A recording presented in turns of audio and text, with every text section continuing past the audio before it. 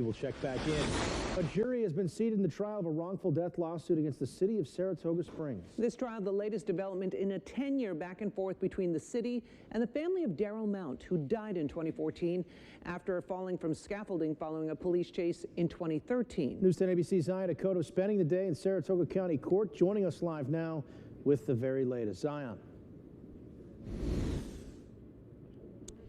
Casey and Lydia, we have an update for you now on the chosen jury members. There will be 8 jurors consisting of 5 men and 3 women, all of whom are white.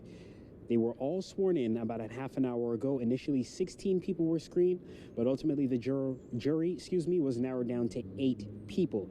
It took 10 years to get to this civil trial, today being the first of what will be many days in a Ballston Spa courtroom. It's the case of Patty Jackson, the mother of Darryl Mount, versus the city of Saratoga Springs. Again, today was all about selecting a jury, which means screening candidates for bias. Race is a factor in this case in that all of the officers involved are white, all of the jury members are white, and Darryl Mount, the man who died, was biracial.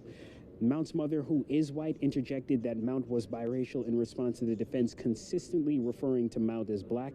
Members of the jury also agreed that that distinction was fair to note. One of the jurors, however, said that color should not matter in this case. One of the prospective jurors said that they attended Black Lives Matter marches in the past and noted the lack of diversity amongst jury candidates.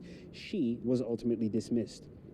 Now, jurors with military backgrounds were even asked whether the military background of Tyler McIntosh, who was an officer involved in that case and who is now the chief of the Saratoga Springs Police Department, would bias them. Finally, the jury was asked what amount of money they would be comfortable awarding to Mount's family. One of the jurors, or prospective jurors rather, simply responded, "How much is a life worth?" The case is expected to span for the next 2 weeks.